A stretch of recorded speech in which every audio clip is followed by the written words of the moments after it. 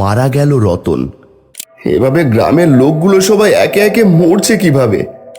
এ কি, এ যে কোনো মানুষের পায়ের ছাপ।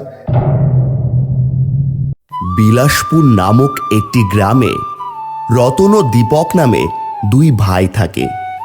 গ্রামের সকল মানুষ তাদের খুব ভালোবাসে এবং গ্রামের সকল মানুষ রোজগার করে তাদের দিন ভালোভাবেই কাটায়। হঠাৎ একদিন গ্রামে প্রবল কালবৈশাখী ঝড় উঠল। গ্রামের প্রবল ঝড়ে সবকিছু মুহূর্তের মধ্যে এলোমেলো হয়ে গেল। ওরে দীপক, কে কোথায় আছিস? শিগগির আয়, হাঁস মুরগিগুলোকে ঘরে তুলে ঝুড়ি দিয়ে ঢেকে দে। ওরে, কে কোথায় আছিস? শিগগির ঘরে ঢোক সবাই, ঝড় উঠেছে গো, ঝড় উঠেছে। গ্রামের প্রবল ঝড়ে সবকিছু মুহূর্তের মধ্যে এলোমেলো হয়ে গেল। ঝড় থামার পর গ্রামবাসীরা বাড়ির বাইরে বেরিয়ে দেখল তাদের ঝড়ে সবকিছু এলোমেলো হয়ে গেছে। হায় হায় হায় হায়, গাছপালা সব যে উল্টে মাটিতে পড়ে আছে। ওদিকে দুটো পাখিও মরে বোধহয় পড়ে রয়েছে। দাদা, ওদিকে ঘরের চালও উড়ে গেছে বাম পাশ থেকে। গ্রামের সবাই ঝড়ে ক্ষতি হয়ে যাওয়া সব জিনিস ঠিকঠাক করতে থাকলো। তারপর গ্রামের সকলে ভালোই দিন কাটাচ্ছিল। একদিন, মা, ও মা, দেখো বাবার খুব শরীর খারাপ করছে, এখন কি হবে? হে কি, ও গো, তোমার কি হলো? দাদা, দাদা, তোমার কি হলো? এই তো তুমি সুস্থই ছিলে। তোমার গলায় এটা কিসের দাগ? দীপকের কথা শুনে রতনের ভয়ে চোখগুলো বড় হয়ে গেল এবং দীপকের কথার উত্তর দেওয়ার আগেই মারা গেল রতন।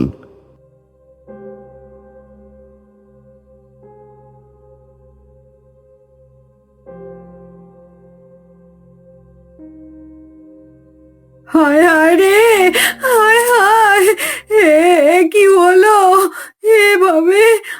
আমার সুস্থ সবল মানুষটা হঠাৎ করে চলে গেল আমাদের ছেড়ে। কি ব্যাপার বলো তো? হঠাৎ করে এমন কি হলো রতনের?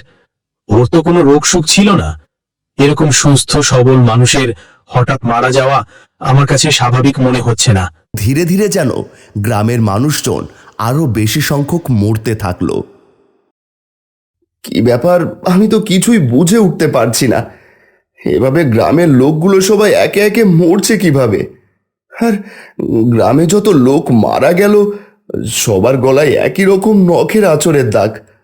না না, ব্যাপারটা দেখতে হচ্ছে।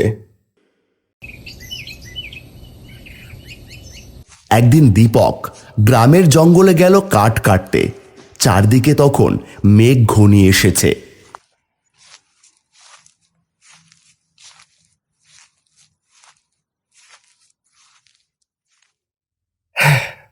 তাড়াতাড়ি কাঠ কেটে আমায় বাড়ি ফিরতে হবে, না হলে আবার বৃষ্টি নেমে যাবে। দীপক তাড়াতাড়ি কাঠ কাটতে থাকলো। ঠিক এমন সময় সে দেখল একটা মানুষের পায়ের ছাপ, সাথে নখের আঁচড়ের দাগটি লক্ষ্য করে দীপক।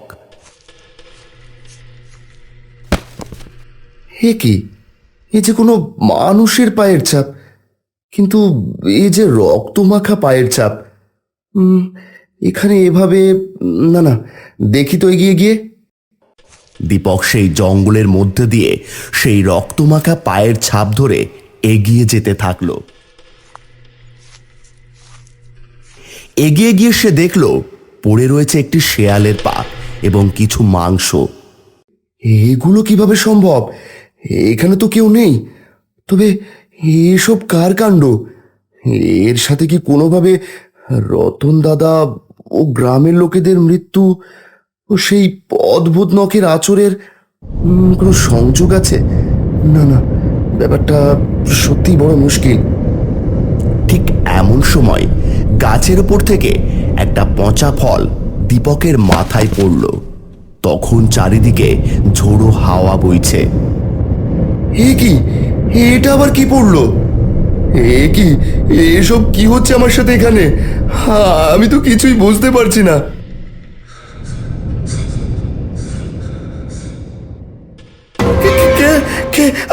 আমাকে ছেড়ে দাও।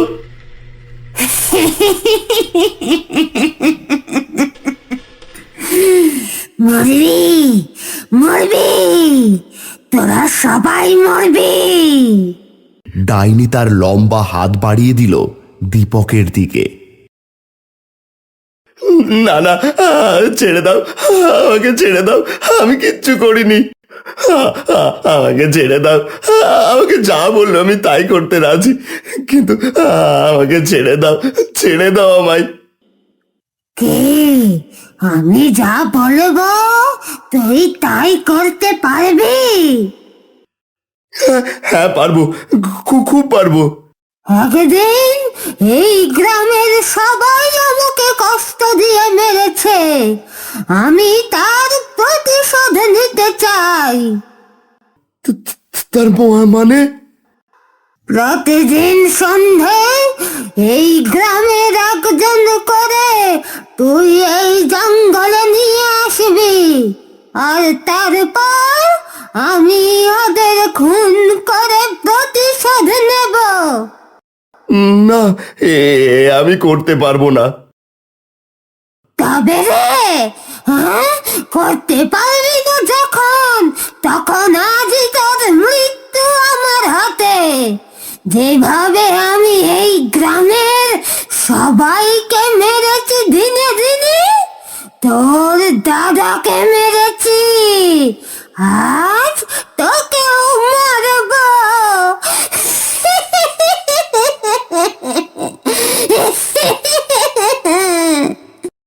না না, আমাকে মেরো না, আমি করবো, করবো, আমি করবো, তুমি যা বলবে, তুমি যা বলবে আমি সেটাই করবো। এই তো, এই তো, পথে আয়। তারপর দীপক সেখান থেকে কাঠ পেলে দৌড়ে চলে গেল। দীপক চলে যাওয়ার পর সেই ডাইনি শিমুল গাছে বসে বসে বলতে থাকে, ছাড়ব না, আমি এই গ্রামের কাউকে ছাড়ব না। তোরা আমায় পুড়িয়ে মেরেছিলি, সে কথা কি ভুলে গেছি? ভুলিনি, অনেকবার ক্ষমা চেয়েছিলাম সেদিন, তোরা কেউ আমায় ক্ষমা করিসনি, কেউ না। আজ তো সেই মাসুল তোদেরকেই দিতে হবে।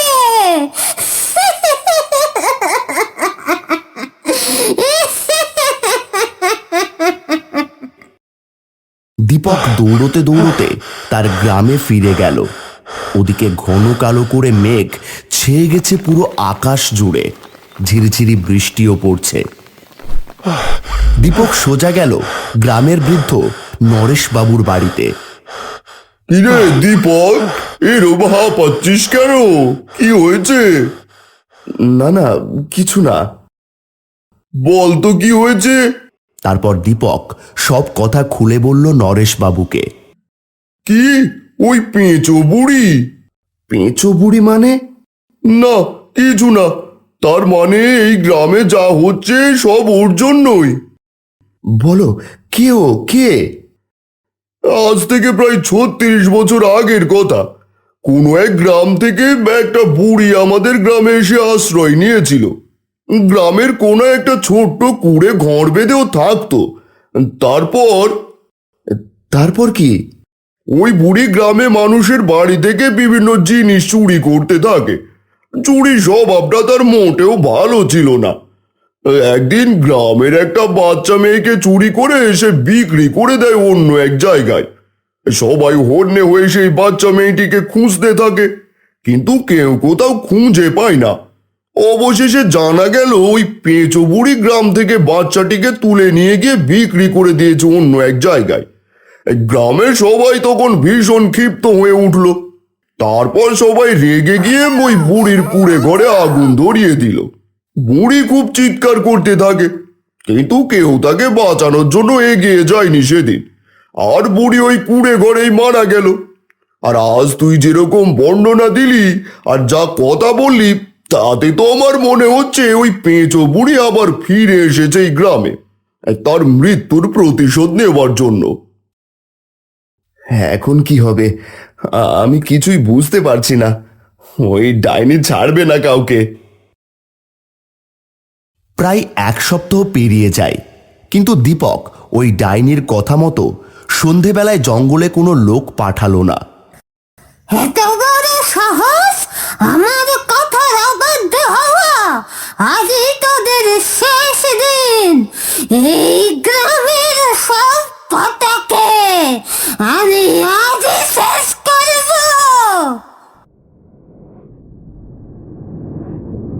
ডাইনি এক বিশাল ভয়ঙ্কর রূপ নিয়ে এক গভীর রাতে বের হলো গ্রামে।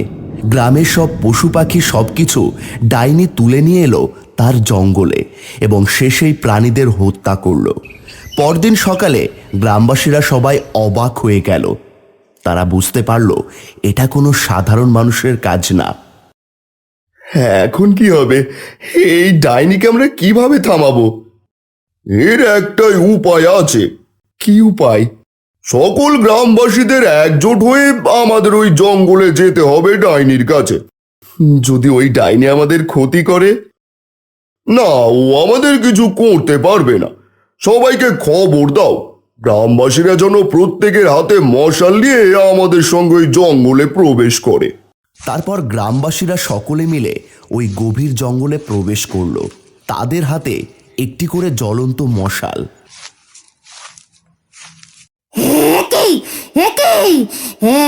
এত মানুষ কেন? সাথে এত আগুন? না না, আমাকে যে করেই হোক নিজেকে বাঁচাতে হবে। তারপর ডাইনি তার মুখ থেকে একরকম কালো ধোঁয়া বের করে দিল গ্রামবাসীদের দিকে। সঙ্গে সঙ্গে গ্রামবাসীরা সবাই উল্টে পড়ে গেল। সবাই এগিয়ে এসো, উঠে এসো সবাই। ভুলে যেও না আমাদের হাতে মশাল রয়েছে। এই ডাইনিকে আজ শেষ করতেই হবে। ভয় না পেয়ে সবাই মশাল ছুড়ে দাও ওই ডাইনির দিকে।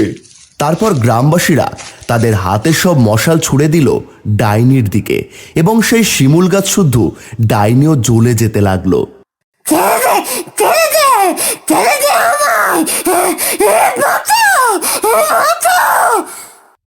অবশেষে এই গ্রাম এই ভয়ঙ্কর ডাইনির হাত থেকে রক্ষা পেল। হ্যাঁ, এবার চলো আমরা সবাই ফিরে যাই। আর হ্যাঁ, আর কেউ কোনোদিন এই জঙ্গলের দিকে এসো না। তারপর গ্রামবাসীরা সকলে ফিরে গেল তাদের নিজেদের বাসায়।